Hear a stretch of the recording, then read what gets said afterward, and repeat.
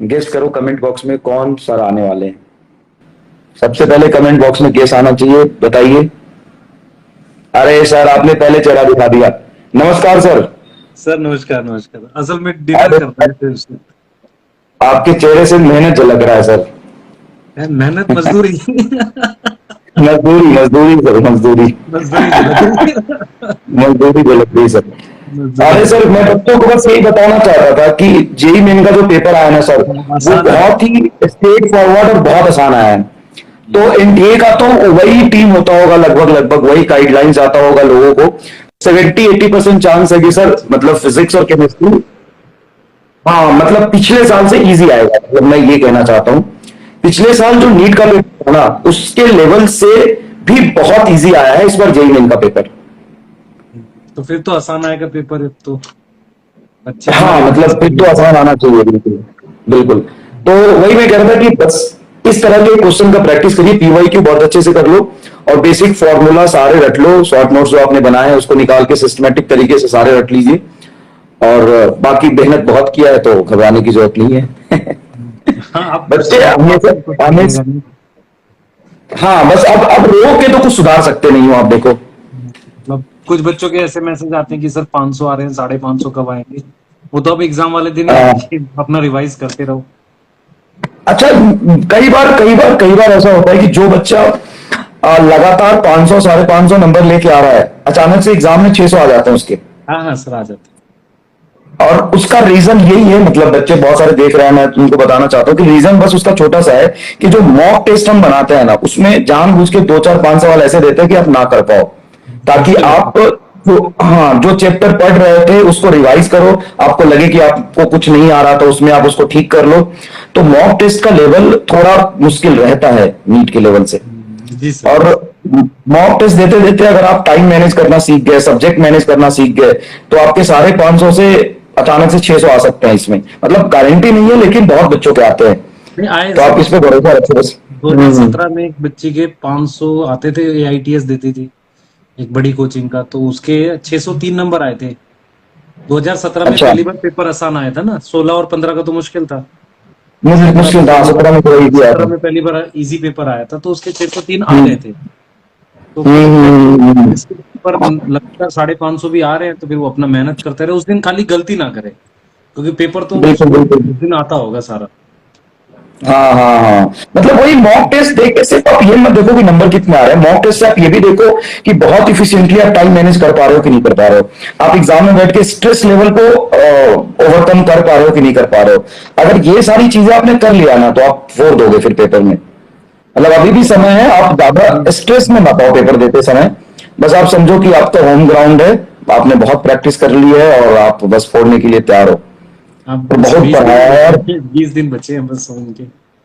हाँ, 20 दिन बचे हैं, और आप मेहनत करिए, सब लोग आपके साथ हैं जैसे पूरे साल थे। अभी भी हम आपके साथ हैं, अभी भी बैच में क्लासेस चल ही रही है सर, रिवीजन चल रहा है, हाँ, रिवीजन पेपर चल रहा है सर, डिस्कशन चल बैच रहा है। रिवीजन चल रहा है, क्वेश्चंस दे रहे हैं नए नए इनको। आजकल हम्म, तो मतलब सिलेबस ज्यादा आता है, इस वजह से क्वेश्चंस तो मैं अभी भी दे रहा हूँ उनको। हाँ बिल्कुल बिल्कुल सर।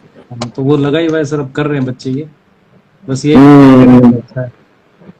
अब मेन तो ये है सर, ये घबराए इनमें से आधे बच्चे क्या है, दो मतलब सिली मिस्टेक करके आते हाँ, हैं। सिली मिस्टेक करके आते हैं और घबराहट की वजह से लास्ट मोमेंट पे पढ़ाई नहीं कर पाते हैं। बेटा देखो, अभी जो 15 दिन पढ़ोगे ना, 20 दिन पढ़ोगे ना, ये बहुत इंपॉर्टेंट रोल प्ले करेगा एग्जाम में। तो बस एक ही रिक्वेस्ट है कि ये जो फियर है ना, फियर फैक्टर को दूर करो, और घबराहट वाली चीजें नहीं होनी चाहिए। आपने मेहनत किया, उस पर भरोसा करो, और बिना डर के पढ़ो, जो होगा देखा जाएगा। सही है सर, सही है। बिना डर के पढ़ो, मतलब एक कर लिया ना, डर को ओवरकम कर लिया ना, तो आप आधा चीज, आधा पड़ाव पार कर चुके हैं फिर। अब तो बाकी बस बहुत ये अच्छे अच्छे बच्चे थे, बहुत अच्छे अच्छे बच्चे इसी बात से परेशान रहते, बहुत डर लग रहा है, बहुत डर लग रहा है, बहुत डर लग रहा है। अरे सबको लग रहा है, तुम्हें नहीं लग रहा, सबको लग रहा है। अब इस डर से बचो और आगे पढ़ाई करते रहो, सिस्टमेटिक तरीके से पेपर देते रहो, काम करते रहो, तो सब कुछ बढ़िया हो जाएगा। हाँ, ये सर अब तो मतलब आखिरी का है इनका बच्चों का। हम्म, और क्या, जो होगा देखा जाएगा। और कौन सा संघर्ष तुम्हें अभी नीट तक ही करना है, नीट पास कर जाएगा तो भी संघर्ष हाँ, लगा ही रहेगा। कॉलेज में भी तो मेहनत है सर। हाँ, एक मैं देख रहा था, कुछ एक लड़की वो बनाते हैं ना कार्टून वार्टून, तो उसमें देखा एक लड़की बोल रही है स्टॉप सेइंग नीट के बाद जीवन आसान है। नहीं वो तो सर फर्स्ट ईयर तो और मुश्किल होता है पास करना। हाँ, फर्स्ट ईयर बहुत मुश्किल फर्स्ट होता ईयर है का तो तो एग्जाम जीवन। सबसे मुश्किल होता है पास करना। और भाई सुन लो, जीवन आसान ना तुम्हारा है ना हमारा है। नहीं नहीं सही है। हम लोग कर बैठते हैं, जीवन आपको पता है। जीवन किसी का भी आसान नहीं है, ना तो हमारा जीवन आसान है ना तुम्हारा जीवन आसान है। कंपटीशन नीट क्वालिफाई कर लोगे तब भी रहेगा और नहीं करोगे तो भी रहेगा। हम्म, हाँ, कई बच्चों ने देखा होगा, एक लड़की कुछ कार्टून टाइप में था, मैंने देखा था, वो बोल रही थी स्टॉप सेइंग नीट के बाद लाइफ हाँ इजी वो है। नीट के मीम बना रखा था उसने, सही था सर। हाँ, मीम बना रखा था, हाँ, कि नीट के बाद लाइफ इजी नहीं है। कुछ नहीं बच्चे जो ऐड चीज होना आप चाह रहे कह थे रहे हो लेकिन कि की अभी बात। आखिरी टाइम में एक बार पीवाईक्यू केमिस्ट्री फिजिक्स के रिवाइज कर लें। बायो हम्म में हम्म तो हम्म उनको जितने असाइनमेंट्स दिए हुए एनसीईआरटी बेस्ड वो रिवाइज कर लें। हम्म, और हम्म, डेली हम्म, अपने कम से कम जो मतलब बायो के टॉपिक है उनके पेजेस पलट के देख लें एनसीईआरटी के, क्योंकि फास्ट बिल्कुल रिवाइज सर। करना पड़ता है। आप एक चैप्टर को लेके दिन भर तो नहीं बैठ सकते, वो टाइम हम्म चाहिए। हम्म हम्म तो जल्दी हम्म, जल्दी से हम्म, खत्म हो करेगा। अब हाँ, और मैथ्स में फिजिक्स में जैसे, तो जी सर। हाँ जी सर, जी सर। मैं फिजिक्स में तो बस यही है कि तुम्हारा 2011 से लेके 2021 तक एक भी पीवाईक्यू नहीं छूटना चाहिए। अगर छूटा हुआ है किसी भी चैप्टर का, किसी भी चैप्टर का, मतलब तुम ये एक्सक्यूज नहीं दे सकते हो कि सर 18 चैप्टर हो गए 12 बचे हैं, सर 26 हो गए 4 बचे हैं। अगर वो 4 बचे हैं ना, और तुम्हारे नंबर कितने भी आ रहे हैं ना, फर्क नहीं पड़ता है, उस चारों चैप्टर के 2011 से लेके 21 तक रट लो सॉल्यूशन। चलो तुम्हें नहीं समझ में आया था ना चैप्टर, सॉल्यूशन रट लो, लेकिन पीवाईक्यू नहीं छूटने चाहिए तुम्हारे। वो और तो जो करना पड़ेगा। हाँ, और जब रिवीजन कर रहे हो ना, तो चैप्टर लेके बैठने की जरूरत नहीं है। जो बॉक्सेस में इंपॉर्टेंट फॉर्मूला होता है, जैसे कुछ भी करंट इलेक्ट्रिसिटी में, मीटर बेस का, पोटेंशियोमीटर वायर का, वोल्ट मीटर का, गैल्वेनोमीटर का, करंट का, ड्रिफ्ट वेलोसिटी का, सिंपल सिंपल जो फॉर्मूला है ना, उसको सर्कल करते चलो, आगे बढ़ते चलो। और पीवाईक्यू में डायरेक्ट फॉर्मूला बेस्ड जो सवाल है वो कर लो, बस इतना ही करना है। अब तुम्हें कोई रॉकेट साइंस की तैयारी नहीं करनी है लास्ट मोमेंट में, बस मस्त रहो। अब बेटा कोई बुक करने का टाइम नहीं है, बच्चा पूछ रहा है सर ये बुक लगा ले, बुक करने का टाइम तो नहीं बचा। अभी अभी सिर्फ ये करना है कि आपने जो भी किया हुआ है ना उसको समेटो। हाँ समेटने का टाइम है, तो करने का तो है। समेटने का टाइम है। आपने जितना भी मेहनत किया था, जितना जो कुछ भी लगाया था ना, उसको समेट लो बस। हम्म। अभी कुछ इतिहास बनाने का समय नहीं है। समेटो और अच्छी नींद लो। हाँ, रिलैक्स रहो, दिमाग पे ज्यादा लोड डालोगे ना तो वो भी थोड़े समय में काम करना बंद कर देता है। तो अच्छा खाना खाओ कुछ दिनों तक। एक चीज ध्यान रखना बेटा, जैसे बायो में भी पिछले साल में कुछ क्वेश्चन जो एनसीईआरटी के बाहर के हैं, उसको लेके परेशान मत होना। कोई भी चीज नहीं सॉल्व होती उसको छोड़ के आगे बढ़ना।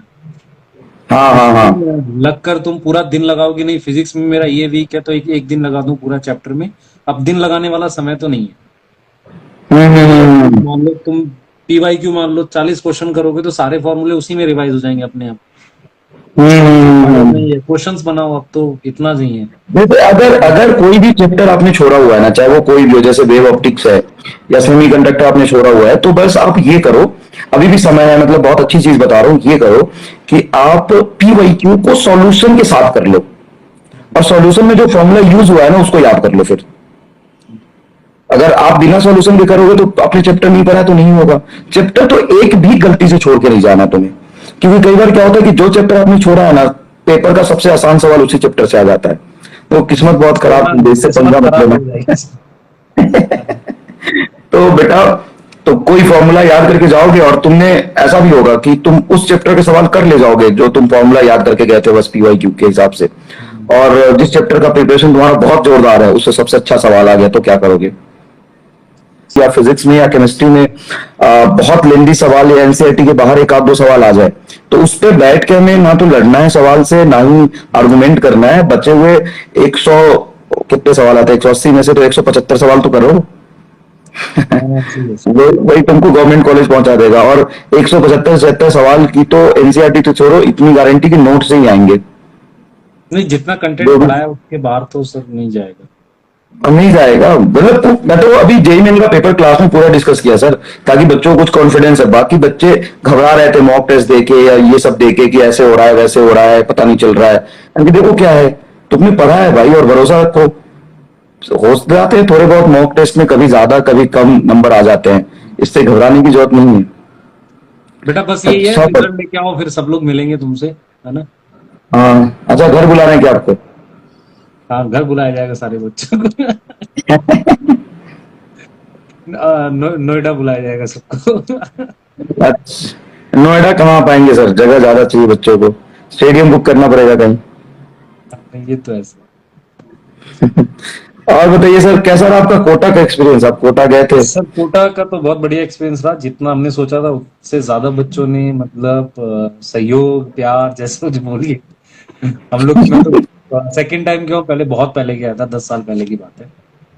अच्छा मुझे अच्छा तो अच्छा। काफी बदली भी लगी वहां पर ठीक है। हम्म। एक चीज जो समझ में आई वहां पर सर, मुझे ऐसा लगता है स्ट्रेस लेवल नॉर्मल से भी ज्यादा है हाँ, बच्चों का। वहां पे स्ट्रेस लेवल होने का रीजन ये है ना कि एक तो ऐसा भी है कि बच्चे बहुत ज्यादा होते हैं और क्लास में बच्चे जवाब देते हैं, तो बाकी बच्चे स्ट्रेस में आ जाते हैं कि ये इतना जवाब कैसे दे रहा है।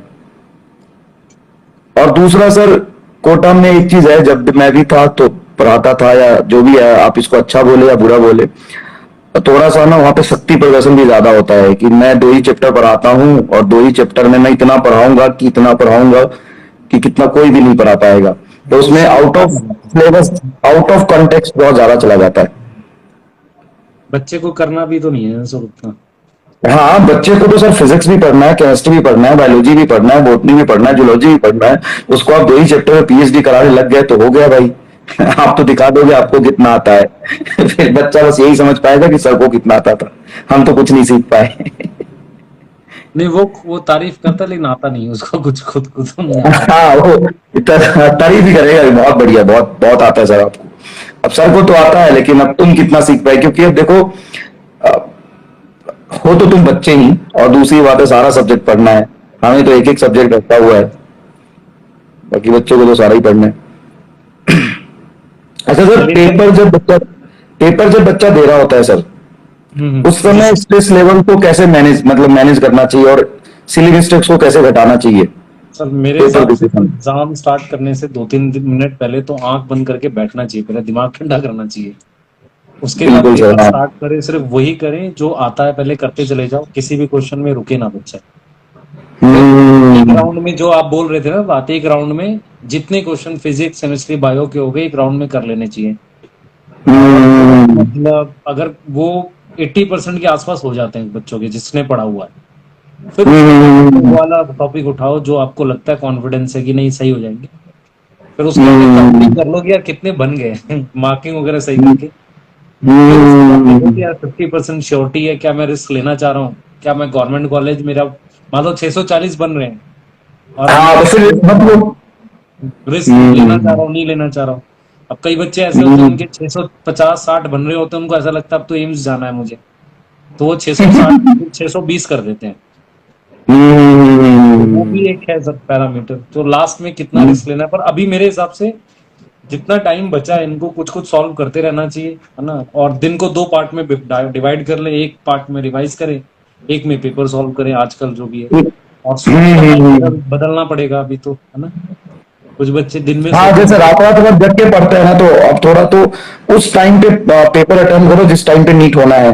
हाँ, वो टाइम भी अब ये बदल दें तो अच्छा रहेगा। फिर उसके बाद क्या हम्म। होता है सर, अभी लास्ट में जाके सोर्सेज जैसे इनके पास एनसीईआरटी और शॉर्ट नोट्स हैं, उन्हीं को बाकी बच्चों हम्म। के आगे से भी ले जाएंगे ना, तो एग्जाम में वो दिखती हैं चीजें। जब आंख बंद करते हैं हम्म। तो फॉर्मूला दिखता है कहीं लिखा हुआ, तो हम्म। ये अब ज्यादा काम आएंगे इनको।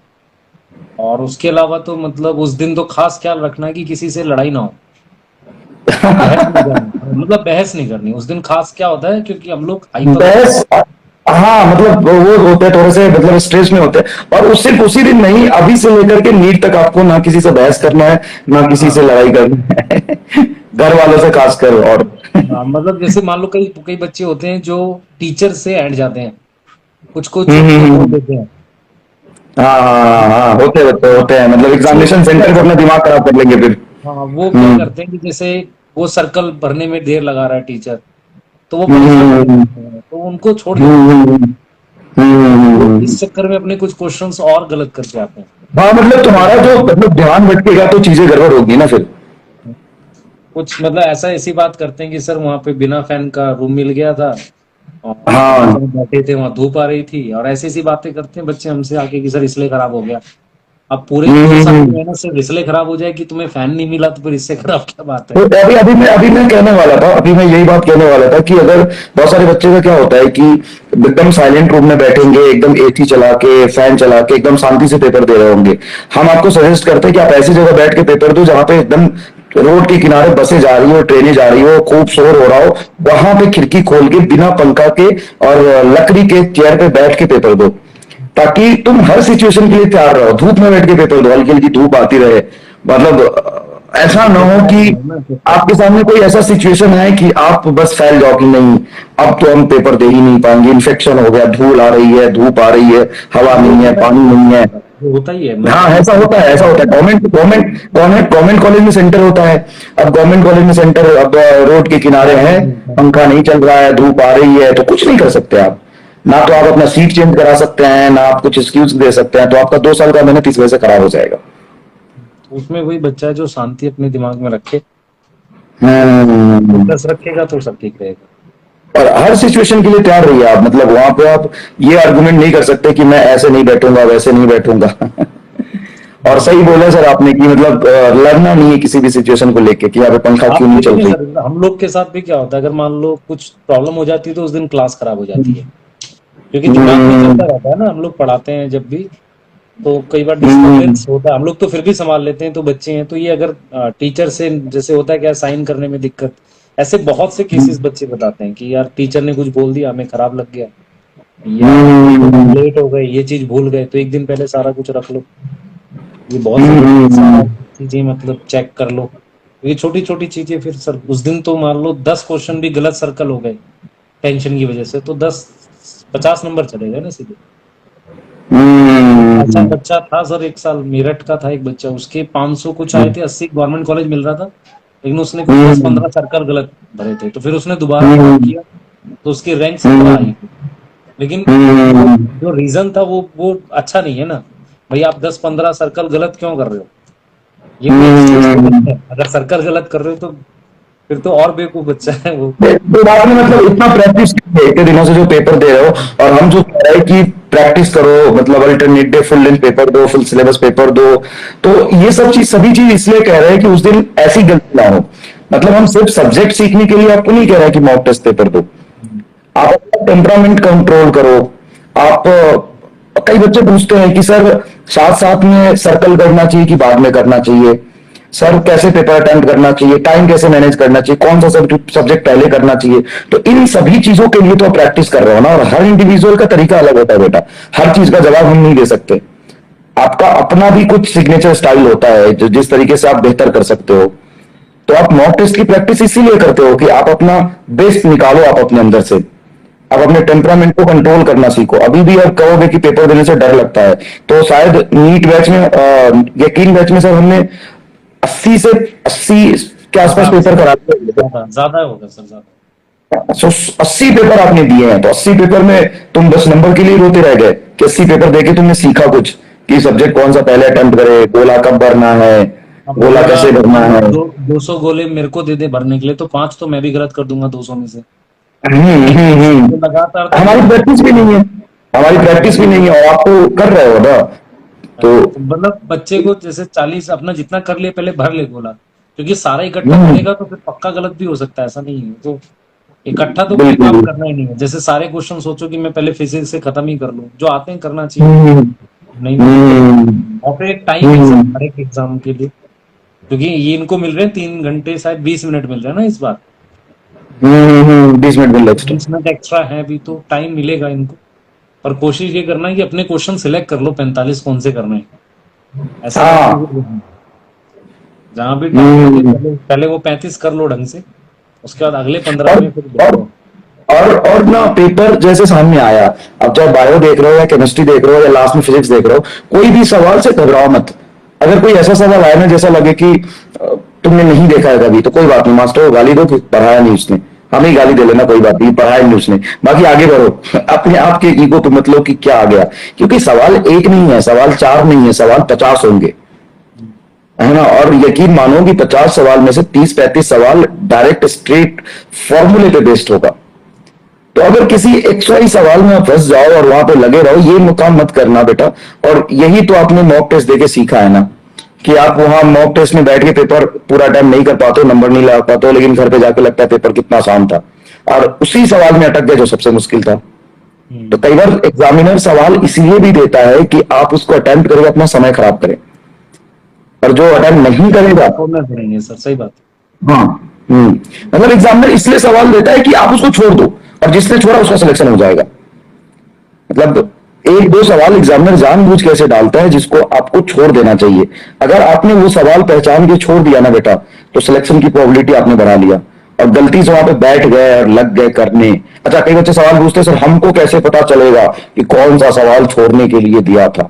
ये तो सर बहुत मुश्किल बात है, तो इतने प्रैक्टिस पेपर क्यों किया से तुम पता ना? चलना चाहिए। देखिए तो अब तो आइडिया हो जाना चाहिए। बिल्कुल बिल्कुल, इतने पेपर देख के तुम्हें यही तो सीखना था कि तुम्हारी औकात कितनी है, मतलब नीट की औकात कितनी है, कौन से सवाल तुमने किए हैं, कौन से सवाल हमें नहीं करने हैं। तो बस हमारा आने का मकसद बस इतना यही था लाइव, कि हम चलिए एक सर, तो ये बच्चों को बता दो पढ़ने कि, देते हैं हम लोग, है ना। हाँ वही वही वही तो मतलब कंक्लूड करते बातों को कि जेई मेन का पेपर बेटा बहुत आसान है। तो आप सभी लोगों से रिक्वेस्ट है कि जेई मेन का पेपर डाउनलोड करके एक बार कर लो, कॉन्फिडेंस वापस आ जाएगा, पहली बात। तो नीट की प्रोबेबिलिटी है कि आसान पेपर आएगा, तो उसी के हिसाब से तैयारी करो। अगर मुश्किल आ गया तो सबके लिए बेटा, फिर उसमें आसान सवाल ही तो पहले करोगे ना, मुश्किल भी सवाल पेपर आता है तो, ठीक है ना। बस और मेहनत करो ठीक है बेटा, sir. Best of luck. Hmm. ठीक है सर, बाय। ठीक है sir, good night sir, good night. Sir bye. Good night sir, good night.